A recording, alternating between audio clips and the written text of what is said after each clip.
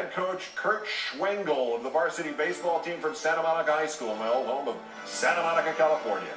They lost to Palos Verdes Peninsula yesterday in the local Division III baseball tournament, 7-2, and that's when Coach Schwengel revealed that one of his Santa Monica assistants had taken a cell phone video of the victorious Palos Verdes players taking about 10 minutes of pregame batting and throwing practice on their knees using a wiffle ball instead of a baseball.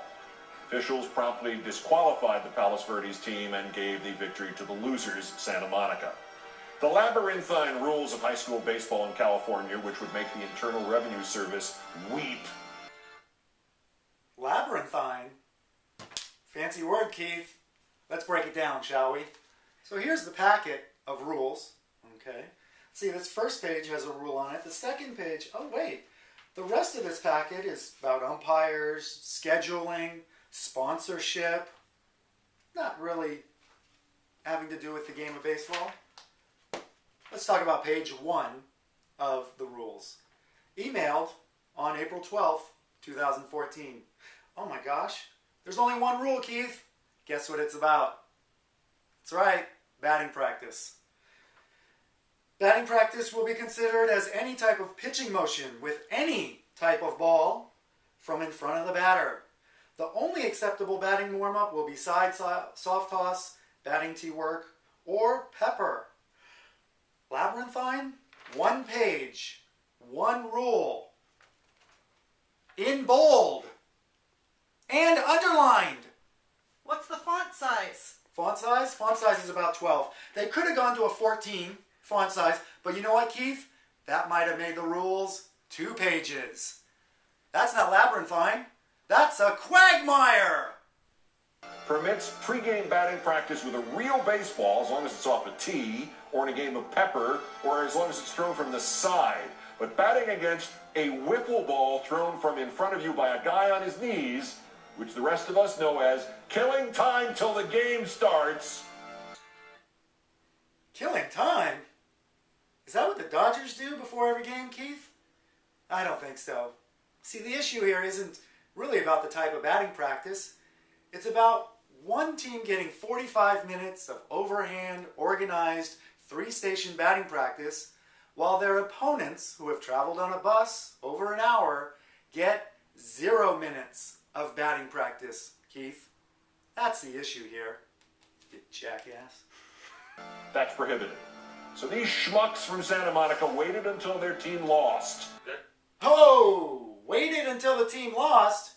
Keith, don't you know anything about baseball? The protest has to be filed before the game, baby. Before the game. Just as Coach Schwengel appropriately did. Get your facts straight, Keith. Then they produced the cell phone video of this weakest rules violation of all time. Weakest rule of all time? Keith, baby, there's only one rule. One page. One rule, baby.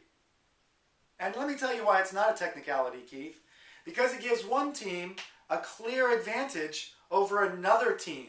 And they got the better team disqualified instead of, going to the Palos Verdes coach while it was happening and saying, that's a rules violation. I'll have to report you if you don't stop. Keith, the Peninsula players were taking batting practice when the Samoa Vikings arrived. Besides, it's not Coach Schwengel's job to go across the field and tell another coach how to coach his team. The Palos Verdes coach, who blames himself but is pleading, "Don't blame my kids," says Santa Monica coach Schwengel won't even return his phone calls. Well, Keith, let me tell you why he won't return phone calls. CIF rules clearly dictate that once a coach has lodged a protest, he has no power to take it back. No power to stop the protest, Keith. Another reason why he may not be returning phone calls was because the pitching coach at Peninsula left a vulgar and insulting message on his wife's voicemail, Keith. Stay classy, Peninsula. By the way, the penalty in the California high school tournament rules, it reads, batting practice with wiffle balls, softballs, baseballs, etc. may be forfeiture of the game. May. Not must. May. Palos Verdes disqualified, Santa Monica winners. Well, not really. Coach Kurt Schwengel and that assistant coach are the worst kind of losers. They're cheaters hiding behind technicalities. Coach. One page, one rule. It's not a technicality, Keith.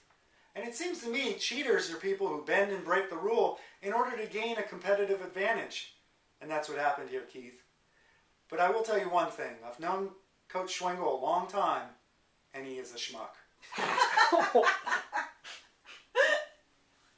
Coach Schwengel of the varsity baseball team at Santa Monica High School in Santa Monica, California. May you never win another game. Keith, these are 29 fine young men you're rooting against here. They just wanted a fair game. They didn't get one. Say what you will about my incredibly handsome schmuck of a brother, but leave the kids out of it. Today's worst person in the sports world. Keith, I will now throw the entire rules section of the CIF handbook at you, sir. You've been served.